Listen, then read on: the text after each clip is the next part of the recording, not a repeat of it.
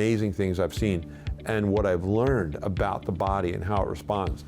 I can tell you this, before I hired my first associate, I was doing about 425 visits a week, and I was only open 4 days. So that meant over 100 patients a day, lots and lots of patients. For example, I had the one patient I mentioned on an earlier video that jumped out of an airplane in World War II. He was airborne, and he was doing a practice jump over Alabama before they sent him over to drop into Europe. And his chute didn't open. 800-foot drop. He said it was into a boggy swamp, like a soft ground, but still, he said he broke every bone in his body and spent a year in the hospital. But there was a lot of other stories that I heard. A lot of World War II vets that I treated. One guy told me that he jumped into, also airborne, and he jumped into Holland, and he was pulling the parachute off his face, and as it came off his face, the last thing he saw was a farmer with a shovel, and wham, the shovel hit him in the face, and he woke up in a German prisoner of war camp.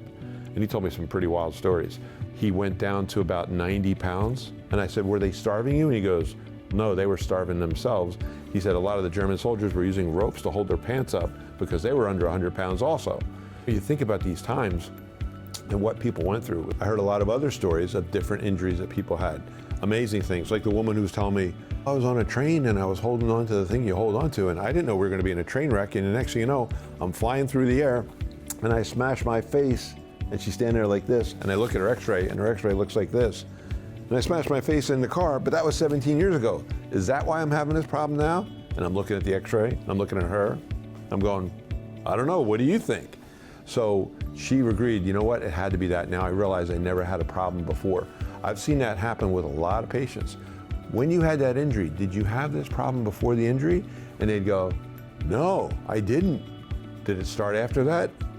Yes, it did. So I learned to really dig to try to find out, when did that injury start? Why is that important? If somebody comes into you and they think their problem started because they left the window open and the cold air caused their neck to stiffen up, and that happened 2 days ago, the treatment's gonna be pretty easy. But if it's really from them falling out of a helicopter, which was another patient, he was in Vietnam, he was running for the helicopter, the Viet Cong were shooting at him, he put his foot on the rudder of the helicopter, it was going up, his buddy grabbed him by the arm, and as they're going up, he's trying to pull himself in, and it slipped, and when he was about 30 feet up, he fell out of the helicopter and landed on his backpack. And he said the worst part about that was he felt something pop in his back, but then he could hear the bullets whizzing over his head. And he just laid there for about, he said, 3 hours while the helicopters had a shootout with, other helicopters came in because they had to go back, and they had a shootout with these Viet Cong, and finally they got him out of the area and they were able to land and pick him up. And he said that was a really rough day, and I can imagine that was a really rough day. I've heard stories where one patient told me he was driving down the highway and a pickup truck had a big tractor tire in the back. The pickup truck hit a bump, the tire came out, bounced on the highway, wedged underneath his front wheels, and his car flipped end over end over end.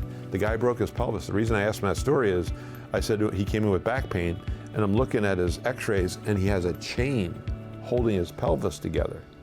And I'm like, what happened? And he told me that story. He said, they had to fly me to Pittsburgh because the only surgeon that could do it on the East Coast was in Pittsburgh, and he chained my pelvis back together. It was in so many pieces. So just amazing things I've seen and what I've learned about the body and how it responds. I can tell you this, the human body is on a quest to heal, and it's amazing the ability it has to do that. It's just sometimes it needs help. We need a doctor to remove interference or something that's blocking that ability to heal itself. And when you do that and the patient starts to get well, what a gratifying feeling that is. The stories I could tell you, I remember taking an x-ray and I realized the guy had a gun in his pocket. Okay, and it turned out he actually worked his muscle for some, I won't want to say anymore, but he was using that gun because it was an instrument of work. He apologized, sorry, I forgot it was in my pocket. But it was pretty bizarre to look at an x-ray and see a gun in his pocket. Just amazing things I've seen over the career from seeing so many patients, like seeing so many patterns of degeneration, that I concluded that when somebody has that degeneration like that, there is always a story that happened that caused it. And if you get the patient to spot that story, and all of a sudden they realize, it wasn't the window 3 days ago being open, I injured my neck 25 years ago, and this keeps happening. This is a bigger problem than I thought it was. Now their motivation is no longer to just get out of pain. Their motivation is, how do I stop this degeneration? And that's what makes this type of model of healthcare so appealing to me, because we do stop degeneration. And now with some of the things we use to help us with the patients, we even see reversal of degeneration in many cases. It's an amazing thing, and the career I've had, I wouldn't trade it for anything because of the numbers of people I've seen and the different stories I've heard. I'll think of other stories and we'll do more videos. So if you like this content and you want to hear more, like and subscribe and leave a comment.